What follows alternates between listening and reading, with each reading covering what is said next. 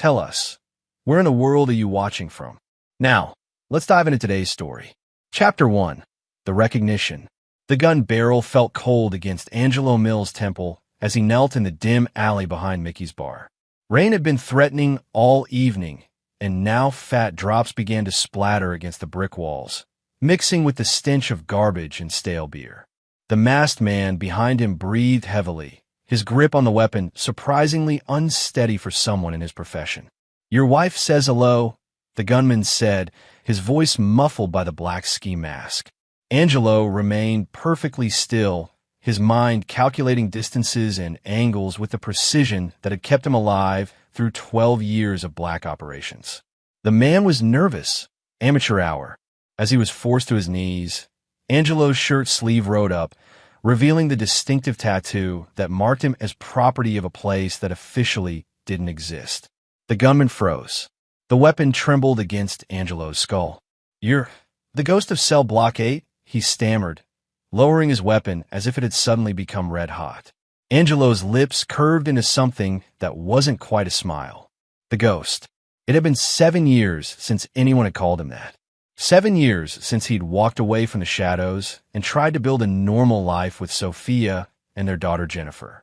7 years of pretending to be just another suburban husband working in private security. The hitman, now visibly shaking, pulled out his phone with trembling fingers. "Man, I didn't know. She didn't tell me." He showed Angelo the screen, a text message thread that made Angelo's blood run ice cold. "Sophia, make it look like a robbery. Clean job. Next target is his daughter. Sophia, she gets home from school at 3:30. Black Honda, license plate JMK 4457. Sophia, $50,000 bonus if you make it look like an accident."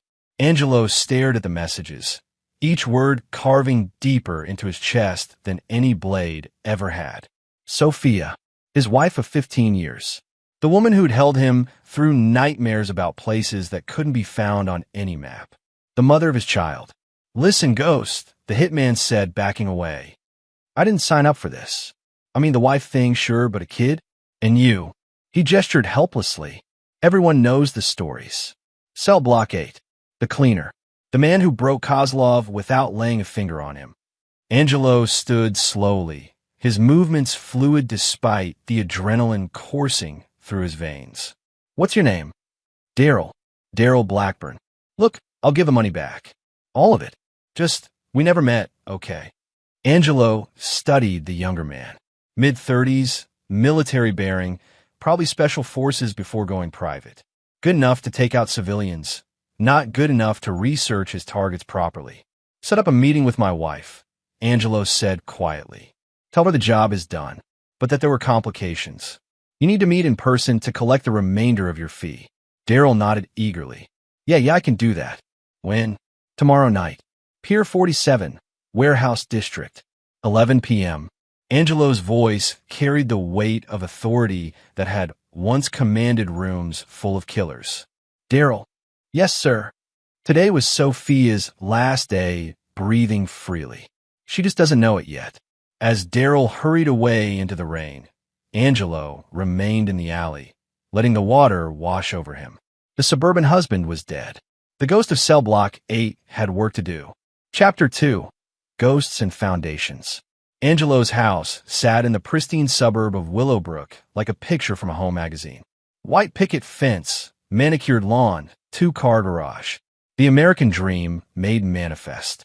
As he pulled into the driveway at 11:47 p.m., he could see the glow of the television through the living room window.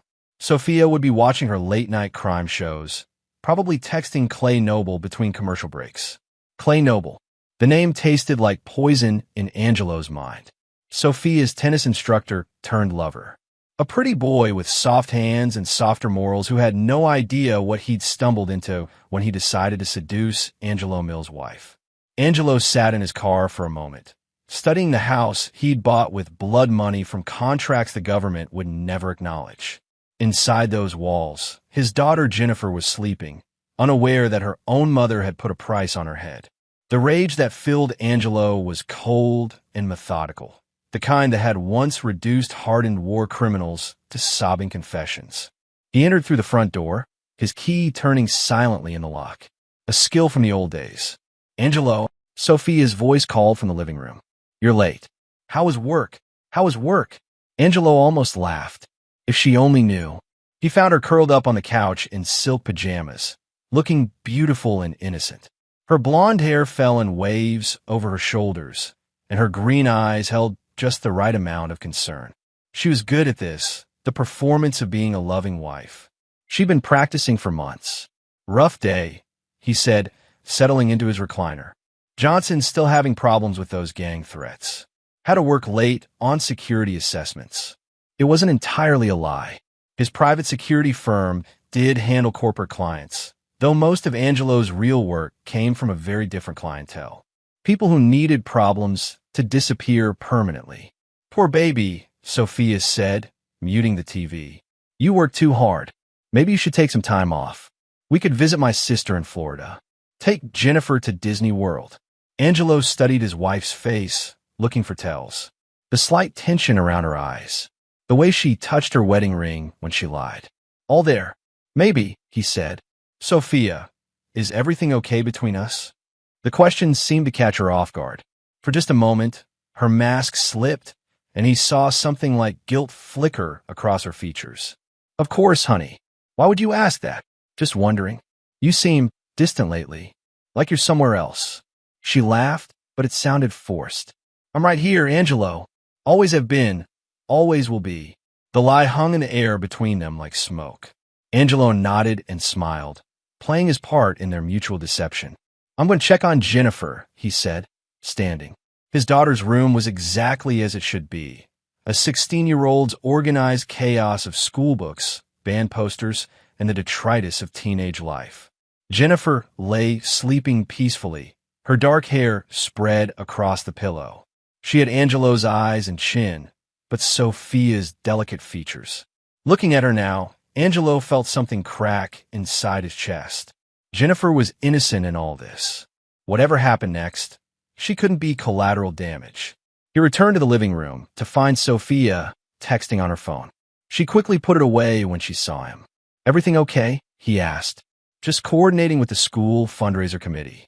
You know how demanding Melinda Mason can be." Another lie, smooth as silk. Angelo nodded and headed upstairs. "I'm going to shower and get some sleep. Long day tomorrow." In their bedroom, he opened his laptop and accessed files that officially didn't exist. Background checks on Clay Noble revealed exactly what Angelo expected. A trust fund playboy who'd burned through his inheritance and now survived by giving tennis lessons to bored housewives. He'd been married twice, both wives filing for divorce, citing infidelity. More interesting was Clay's connection to Eric Peters, a low-level criminal with ties to money laundering operations. Clay wasn't just cheating with Sophia. He was planning to rob Angelo blind and disappear with his wife. Angelo's phone buzzed. A text from Daryl. "Meeting set. Tomorrow, 11 p.m. She's bringing someone." "Perfect." Angelo smiled as he began to make preparations. The ghost of Cell Block 8 had been dormant for 7 years, but he hadn't forgotten how to hunt. Chapter 3. The Lover's Gambit. Clay Noble's apartment overlooked the harbor from the expensive side of downtown. Floor-to-ceiling windows, designer furniture, and a wine collection that cost more than most people's cars. All of it purchased with money from wealthy women who thought they were buying his exclusive attention. Angelo watched from across the street through military-grade binoculars as Clay paced his living room, phone pressed to his ear. Even from this distance, Angelo could read his agitation in the tension of his shoulders, the sharp gestures he made with his free hand. At 2:17 p.m., Sophia's BMW pulled into the building's parking garage. Angelo had been watching for 3 hours, learning Clay's patterns, identifying exit routes, cataloging security measures. Old habits. Sophia emerged from the elevator 20 minutes later, her hair disheveled, her lipstick gone. She was glowing with post-coital satisfaction and the thrill of deception. Angelo felt nothing watching her leave except a cold, clinical detachment. The woman he'd loved was gone, if she'd ever existed at all. His phone rang. Daryl's number. She wants to move the meeting up, Daryl said without preamble. Tonight, 9 o'clock. Same place. What? Didn't say. But she spooked about something. Kept asking if I was sure you were dead. Wanted details about the scene. Angelo considered this. Sophia was getting nervous, which meant she was making mistakes. Good. Did she mention Jennifer? Yeah, actually. Said the job on the kid needed to happen tomorrow, before the funeral arrangements got too complicated. The casual way Daryl delivered those words, the job on the kid, sent ice through Angelo's veins. His own wife, planning their daughter's murder with the same detachment she might use to schedule a hair appointment. Any change in payment? She's bringing the full amount tonight. 50 grand for you, another 50 for the girl. Cash. After ending the call, Angelo drove to his office, a nondescript building that housed Mills Security Services. His legitimate business employed 12 people and generated enough income to maintain his suburban facade. But in the basement, behind a door-marked storage, lay the tools of his true trade. The room looked like something from a spy movie: weapons racks, surveillance equipment, false identification documents. Angelo selected items carefully: night vision goggles, a suppress .45, zip ties, and a small leather case containing syringes filled with various pharmaceutical solutions. At 6 p.m., he called Jennifer's school. This is Angelo Mills, Jennifer's father. I need to pick her up early today. Family emergency. Of course, Mr. Mills. Should we have her meet you in the office?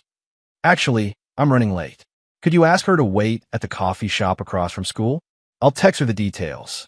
20 minutes later, Angelo watched his daughter through the coffee shop window. Jennifer was beautiful at 16, but she carried herself with a confidence that reminded him of Sophia before the masks had taken over. She was texting friends, laughing at something on her phone, completely unaware that her world was about to implode. Angelo entered the shop and approached her table. Dad, what's wrong? The school said there was an emergency. There is, sweetheart, but not the kind they think. Angelo sat across from her, noting how her expression shifted from confusion to concern. Jennifer, I need you to listen to me very carefully. Your life depends on it. He told her everything. Not the details of his past. She wasn't ready for that. But the immediate threat. Her mother's betrayal. The contract on both their lives. The man who'd been hired to kill them. Jennifer's face went through a kaleidoscope of emotions. Disbelief, horror, anger, and finally, a hardness that reminded Angelo too much of himself. Mom really wants us dead? Yes. For money. Money and freedom. She's planning to disappear with Clay Noble. Jennifer was quiet for a long moment, staring into her coffee cup. When she looked up, her eyes held a fury that made Angelo proud and heartbroken simultaneously. What do we do? We survive, and then we make them pay. At 8:45 p.m., Angelo positioned Jennifer in a secure location 3 blocks from Pier 47, a safe house he'd maintained for years. She had a secure phone, enough cash to disappear if things went wrong, and instructions to contact a man named Wesley Galvin if Angelo didn't return by morning. Dad, she said as he prepared to leave, when this is over, what happens to us? Angelo looked at his daughter, brave, strong, and now forced to grow up far too quickly because of Sophia's choices. We start over, he said. Just us. The way it should have been from the beginning. Chapter 4. The Meeting. Pier 47 squatted on the waterfront like a cancer, its abandoned warehouses and rusted infrastructure perfect for the kind of business that thrived in shadows. Angelo arrived at 8:30, giving himself 30 minutes to prepare the battlefield. Warehouse 7 sat at the end of the pier, its broken windows like dead eyes staring out at the harbor. Angelo moved through the building like smoke, placing cameras, setting traps, creating kill zones and escape routes. The ghost was fully awake now, and this was his natural habitat.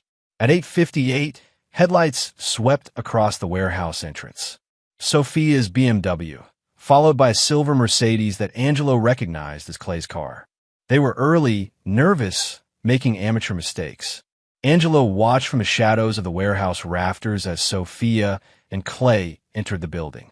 Daryl was already there, standing nervously near a stack of shipping containers. His posture screamed inexperience and fear.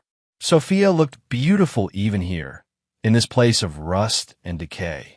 She wore dark jeans and a black leather jacket, her blonde hair pulled back in a ponytail. She carried herself with confidence, but Angelo could read the tension in her shoulders, the way her eyes constantly moved, searching for threats. Clay Noble was exactly what Angelo had expected. Handsome in a soft, pampered way, wearing expensive clothes that looked absurd in the warehouse setting. He stayed close to Sophia, one hand resting on her lower back in a gesture of possession that made Angelo's jaw clench. "Is it done?"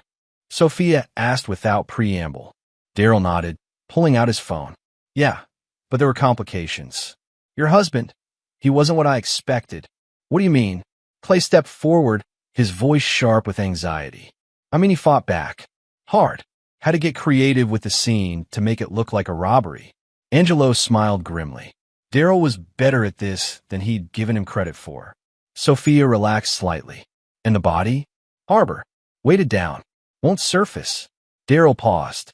"About the kid, though. What about her?" Sophia's voice went cold. 50 grand for a 16-year-old girl? That's serious heat if this goes sideways." Clay laughed, a sound devoid of humor. "She's not just any 16-year-old.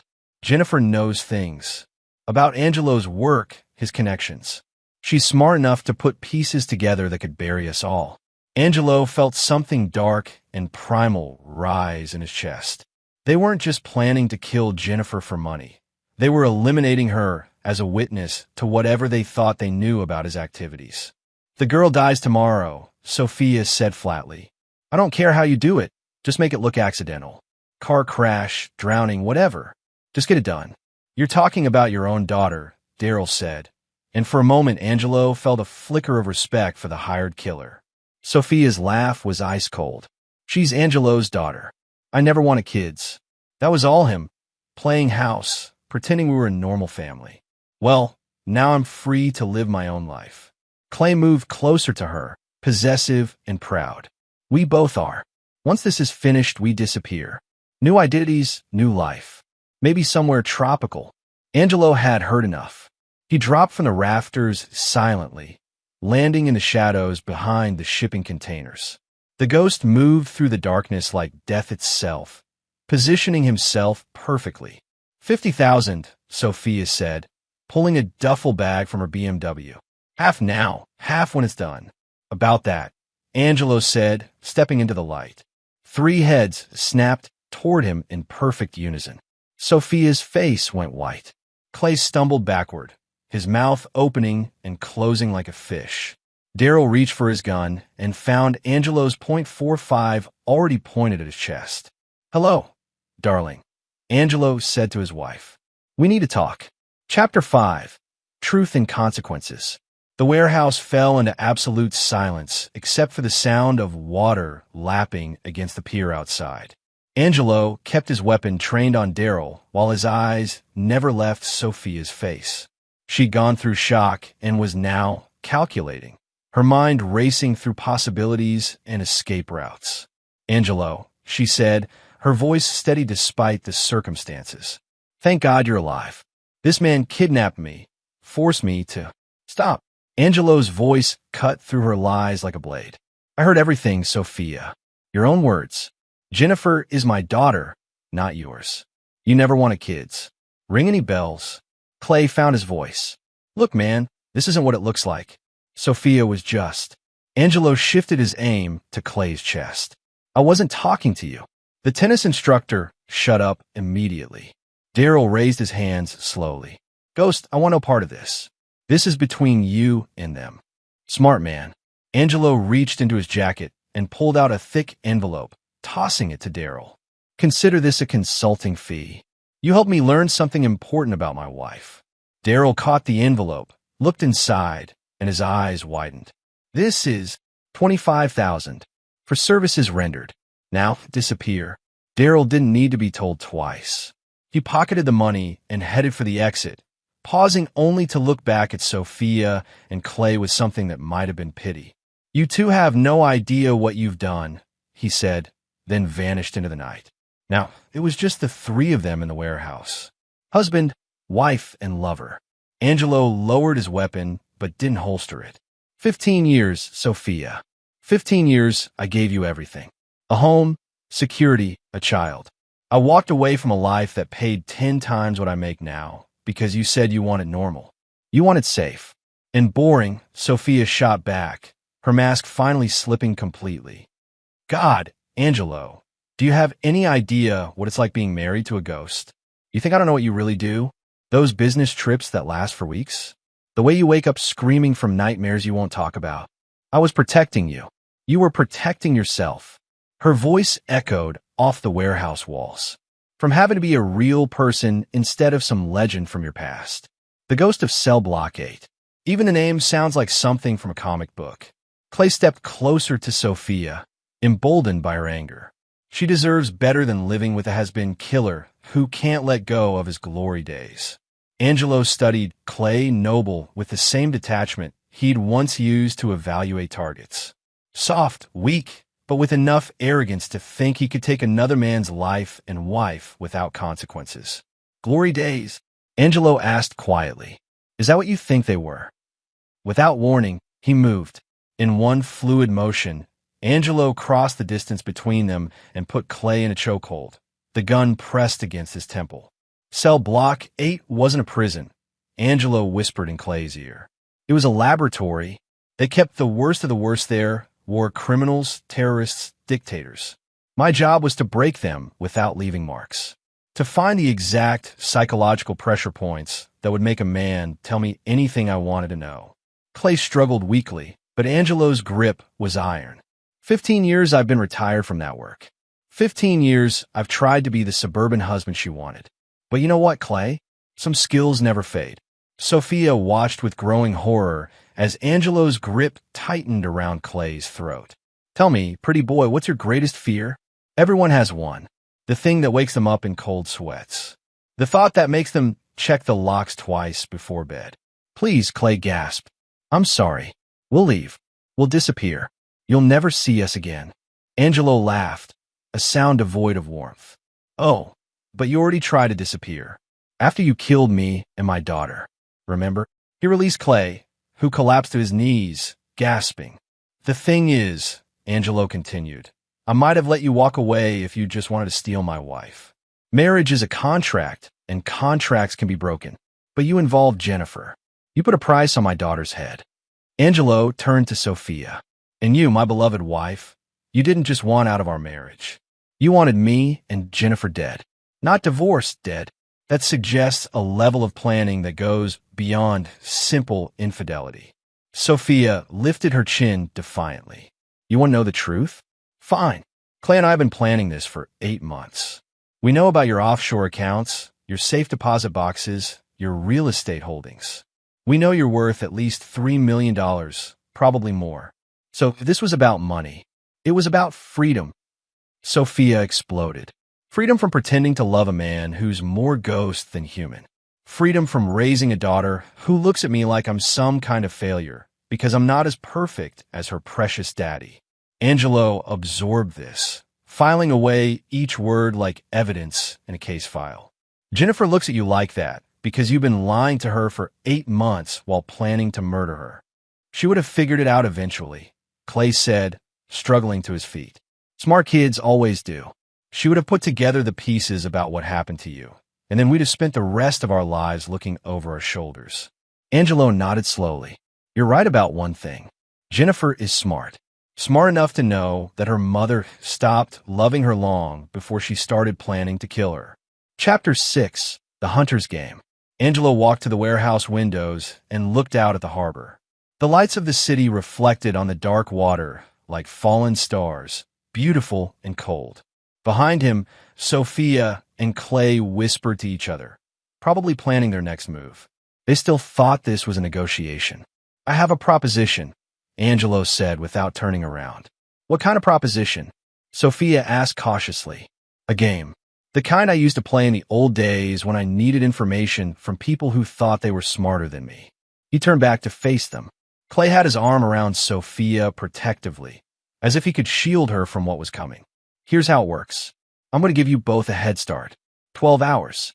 You can run anywhere you want, use any resources you have. But you can't leave the city, and you can't contact anyone for help. After 12 hours, I start hunting. You're insane, Clay said. Maybe, but I'm also giving you something you didn't give me, a chance to survive. More than you were planning to give Jennifer. Sophia stepped forward. What do you get out of this? What's the point? Angelo smiled, and for the first time since entering the warehouse, he looked genuinely pleased. Simple. If you can evade me for 7 days, I'll transfer $2 million to an account of your choosing and disappear from your lives forever. You'll never see me again, and neither will Jennifer. And if you catch us, then you pay for what you plan to do to my daughter. Clay looked at Sophia, hope flickering in his eyes. $2 million, sophomore. We could disappear anywhere in the world with that kind of money. But Sophia was studying Angelo's face, looking for the trap she knew had to be there.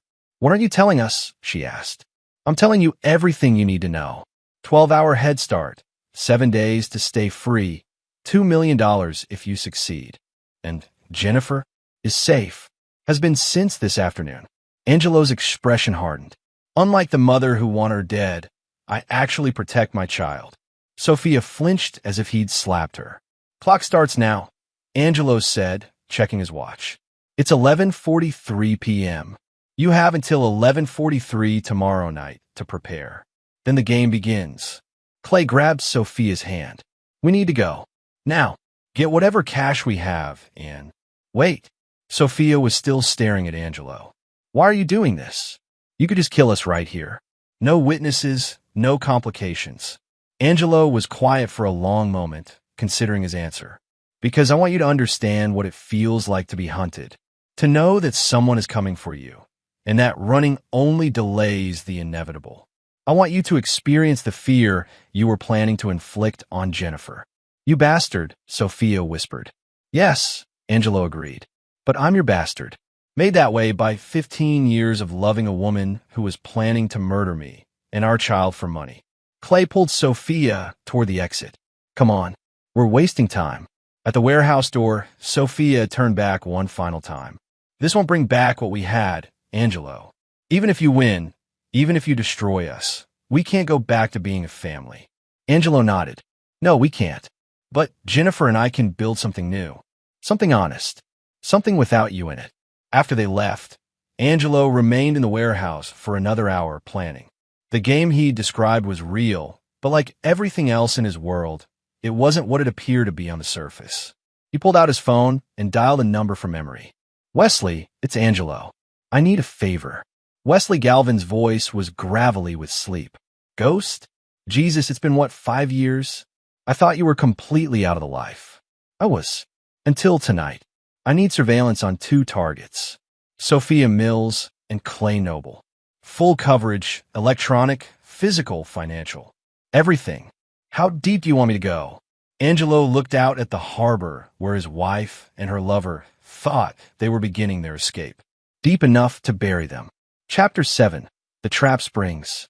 Jennifer sat in the safe house, staring at the secure phone her father had given her.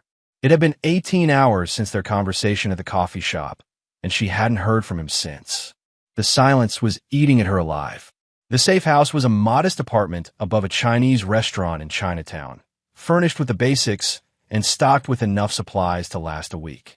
Angelo had prepared this place years ago, back when Jennifer was too young to understand why her father sometimes needed to disappear for days at a time. Now she understood. Her father was the ghost of Cell Block 8, whatever that meant. And her mother, the woman who'd sung her lullabies and attended every school play, had tried to have them both killed. The secure phone buzzed. A text from an unknown number. Your father wants you to know the game has begun. Stay where you are. W. Jennifer stared at the message. The game? What game? Her regular phone, which she'd turned off per Angelo's instructions, showed 17 missed calls from Sophia. Her mother was trying to reach her, probably wondering why she wasn't home from school. Jennifer almost felt sorry for her until she remembered the conversation in the warehouse that her father had recorded and played for her. She's Angelo's daughter. I never wanted kids. The words still cut like broken glass. At 11:47 p.m., 4 minutes after Angelo's 12-hour deadline, Jennifer's secure phone rang. "Dad, it's Wesley Galvin, kid. Friend of your father's. He asked me to keep you updated on the situation." Jennifer had never heard of Wesley Galvin, but her father had mentioned that name as an emergency contact. "Where is he?" "Tracking your mother and her boyfriend." They lasted exactly 6 hours before making their first major mistake. "What did they do?" Wesley chuckled, a sound that held no humor. "Used a credit card. Rookie error. Your father knew they would. Most people can't survive on cash alone for very long, and desperate people make stupid choices." Through the window, Jennifer could see the lights of the city. Somewhere out there, her father was hunting the woman who'd given birth to her. The thought should have horrified her, but instead she felt something cold and satisfied settle in her chest. "Is he going to kill them?" "That's between your father and his conscience, kid. But I can tell you this. Clay Noble has a gambling debt to some very unpleasant people. The kind who break kneecaps for fun. And your mother just withdrew $50,000 from your father's emergency account." Jennifer processed this information. She's going to pay off Clay's debts. Smart girl. "Yeah, that's our thinking too. They're at the Riverside Casino right now, probably thinking they can hide in the crowd while Clay settles his accounts. Can Dad get to them there?" "Honey, your father could get to them in the middle of a SWAT team convention, but he's not going to move yet. He wants them to think they're safe first. Let them get comfortable, start believing they might actually escape. And then the ghost reminds them why that name used to give hardened killers nightmares." After ending the call, Jennifer found herself thinking about her mother. Not the woman who'd tried to have her killed, but the one who'd taught her to braid her hair and helped with homework. Had that person ever been real, or had it all been an elaborate performance? Her phone buzzed again. Another text from the unknown number. "Your mother is asking questions about you. School, friends, usual haunts. Stay dark. Don't contact anyone you know. W." Jennifer turned off both phones and walked to the window. The city stretched out below her like a circuit board, all glowing connections and hidden pathways. Somewhere in that maze, her father was playing a game that would determine whether she had any family left when the sun rose. She thought about Sophia's words in the warehouse. She would have figured it out eventually. Smart kids always do. They were right about one thing. She was smart. Smart enough to piece together things her parents thought she'd never notice. The way Angelo sometimes came home with cuts and bruises he couldn't explain. The phone calls he took in the basement, speaking languages she didn't recognize. The fact that their house had security measures that went far beyond normal suburban paranoia. But she was also smart enough to know that her father had never lied to her about the important things. He'd never pretended to be something he wasn't. He'd just protected her from knowing what he really was. Sophia, on the other hand, had built their entire relationship on deception. Jennifer made her decision. When this was over, she would ask her father to teach her everything. About his past, his skills, his world. If loving Angelo Mills meant accepting the ghost of Cell Block 8, then that's what she would do. Unlike her mother, Jennifer didn't run from the truth. Chapter 8. The Reckoning. The Riverside Casino never truly slept. Even at 3 a.m., the slot machines chimed their electronic lullabies, and dedicated gamblers fed money into the mechanical mouths that would never be full. Angelo watched from the security office on the second floor as Sophia and Clay moved through the poker room below. They thought they were being careful. Clay had changed clothes and was wearing a baseball cap pulled low over his eyes. Sophia had dyed her hair brown and was dressed in jeans and a sweater that made her look younger, more ordinary. Amateur disguises that might fool a casual observer, but meant nothing to a man who'd once tracked war criminals across 3 continents. "Your boy's down about 30 grand, said Morris Fisher, the casino's head of security.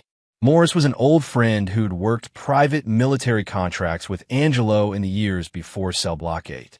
He owed Angelo his life twice over, which made him uniquely motivated to cooperate. What about the men he owes money to?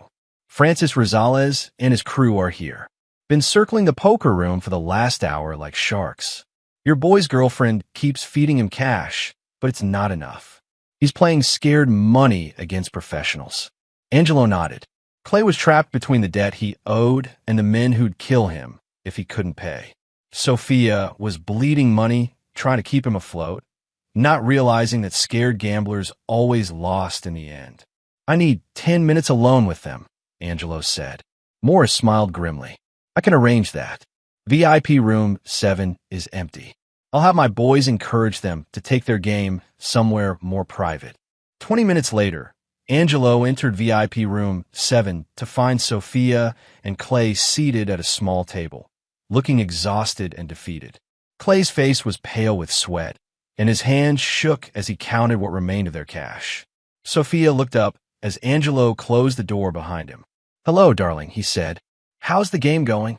Clay lurched to his feet, knocking over his chair. "You said 12 hours. I gave you 12 hours to prepare. I never said I wouldn't be watching." Angelo sat across from Sophia, noting how she'd aged years in the span of a single day. "You used my emergency credit card. Rookie mistake. We needed cash. You needed to pay Clay's gambling debts." $67,000 to Francis Rosales and his associates. Money Clay borrowed to invest in a surefire business opportunity that turned out to be a scam. Sophia's face went white. "How do you know everything about your boyfriend's finances?" "Because I've been investigating him since the day you first mentioned his name 6 months ago. Clay Noble, 34 years old, trust fund baby who burned through his inheritance by age 28. 2 failed marriages, both wives citing financial irresponsibility and infidelity. Currently living off tennis lessons and the generosity of wealthy women." Angelo pulled out a tablet and slid it across the table. On the screen was a detailed financial report showing Clay's debts, assets, and spending patterns. "Did you know he was already planning to leave you? Had a plane ticket to Costa Rica for next week. One way, no return date." Sophia looked at Clay, who couldn't meet her eyes. "Is that true?" Clay's silence was answer enough. Angelo continued. "The plan was simple. Convince you to help him pay off his debts, then disappear with whatever money was left. You were never going to Costa Rica with him, Sophia. You were just another mark." "You're lying," Sophia said, but her voice lacked conviction. Angelo tapped the tablet screen. "Account records don't lie. He's been wiring money to a bank in San Jose for 3 months. Enough to live comfortably for years." The betrayal hit Sophia like a physical blow. She turned to Clay with fury in her eyes. "You bastard. I destroyed my marriage for you. I was going to kill my own daughter. I never asked you to do that." Clay exploded. "That was your idea. You're the one who said Jennifer had to die." Angelo watched them turn on each other with the satisfaction of a chess master seeing his opponent's position collapse. This was what he'd learned in Cell Block 8, that the strongest bonds could be shattered by the right pressure applied at the right moment. "The thing about betrayers," Angelo said quietly, "is that they can never trust anyone because they know how easy it is to betray someone. Clay never loved you, Sophia. He was using you the same way you were using me." Sophia was crying now, mascara running down her cheeks in black streams. "I gave up everything for him." "No," Angelo corrected. "You gave up everything for money. Clay was just the delivery system." The door opened, and Francis Rosales entered with 2 large men who looked like they bench-pressed motorcycles for fun. Francis was a small, well-dressed man with the kind of soft voice that made his threats seem even more dangerous. "Clay Noble," Francis said pleasantly. "You've been avoiding my calls." Clay shrank back in his chair. "Francis, I have your money. All of it. Right here." He gestured to the cash on the table, maybe $15,000. Francis smiled. "That's not enough, Clay. Not nearly enough. See, when a man avoids paying his debts, the interest compounds. Daily. You now owe me $93,000. "I don't have 93,000. Then we have a problem." Angelo stood up. "Francis, good to see you again." Francis looked at Angelo with surprise that quickly turned to recognition and then to something approaching fear. "Angelo Mills, the ghost. I heard you'd retired." "I had, but family business brought me back." Francis nodded slowly, understanding passing between the 2 men. "This your family business?" "My wife and her boyfriend. They're having some relationship issues." Francis glanced at Sophia and Clay, then back at Angelo. After a moment, he smiled. "Well then, I suppose Mr. Noble's debt is between him and his associates now. Francis and his men left without another word, leaving the three of them alone again. You just saved Clay's life, Sophia said to Angelo. No, Angelo replied. I just decided how he's going to die. Chapter 9, Ghost Justice. The abandoned warehouse in the industrial district looked different in daylight. Where shadows had provided concealment the night before, now harsh sunlight streamed through broken windows, illuminating the rust and decay that time had carved into every surface. Angelo had brought Sophia and Clay here not for nostalgia, but because some things required the right setting. Justice, he'd learned long ago, was a performance that needed the proper stage. They sat tied to chairs in the center of the warehouse floor, 20 feet apart, close enough to see each other, but too far to touch. Angelo had spent the morning making preparations while they slept off the chloroform he'd used to transport them here. Old habits from the cell block 8 days. Sometimes you needed people unconscious and cooperative. Jennifer's safe, Angelo said, his voice echoing in the empty space. In case you were wondering, she's with friends who'll make sure she gets to college, gets to have the life you try to steal from her. Sophia tested her bonds and found them secure. She'll never forgive you for this, for what you're going to do to her mother. Her mother tried to have her killed. I think Jennifer's forgiveness is going to be in short supply where you're concerned. Clay had been quiet since waking up, but now he found his voice. Look, Ghost, I know I screwed up, but Sophia was the one who wanted you and the kid dead. I just wanted the money. Angelo studied Clay with clinical detachment. Even now, facing death, the man was trying to save himself by throwing others under the bus. That's true, Angelo said, but you agreed to it. You helped plan it, and you were going to abandon Sophia anyway once you got what you wanted. She was going to leave you. What difference does it make? Angelo pulled out his phone and played a recording. Clay's voice filled the warehouse. She would have figured it out eventually. Smart kids always do. She would have put together the pieces about what happened to you, and then we'd have spent the rest of our lives looking over our shoulders. That's you, Clay, explaining why Jennifer had to die. Not for money, for your peace of mind. Clay's face went ashen. You recorded us? I record everything. Occupational hazard. Angelo put the phone away. The question now is what to do with both of you. Sophia lifted her chin defiantly. So do it. Kill us. Get your revenge. But don't pretend this is about justice. This is about your ego. Angelo considered this. Maybe you're right. Maybe this is about ego. But you know what? I can live with that. He walked to a table where he'd laid out several items. A gun, a knife, syringes filled with different colored liquids, and a small device that looked like a remote control. Cell Block 8 taught me that there are many ways to break a person. Physical pain is crude, inefficient. The mind is much more fragile than the body. Angelo picked up one of the syringes. This contains a paralytic agent. It won't kill you, but it will leave you completely helpless while remaining fully conscious. Perfect for someone who wants to watch and listen, but can't move or speak. He picked up another syringe. This one is more interesting. It's a synthetic compound that induces extreme paranoia and hallucinations. The subject becomes convinced that everyone around them is trying to kill them. They see threats everywhere, trust no one, live in constant terror. Sophia's eyes went wide. You're insane. I'm methodical. There's a difference. Angelo set down the syringes and picked up the gun. Of course, there's always the direct approach. Quick, clean, permanent. Clay was hyperventilating. Please, Ghost. I'm sorry. I'm so fucking sorry. I never meant for any of this to happen. But it did happen. You made choices, and choices have consequences. Angelo checked his watch. It's almost time. Time for what? Sophia asked. For justice. Or revenge. I'm still not sure there's a difference. The warehouse door opened, and Jennifer walked in, followed by Wesley Galvin and Morris Fisher. Jennifer looked older than her 16 years, her face set in hard lines that reminded Angelo of himself at that age. Jennifer, no, Sophia said. You don't need to see this. Jennifer walked to within 5 feet of her mother and stopped. See what? You getting what you deserve. I'm still your mother. No. Jennifer's voice was ice cold. Mothers don't try to have their children killed.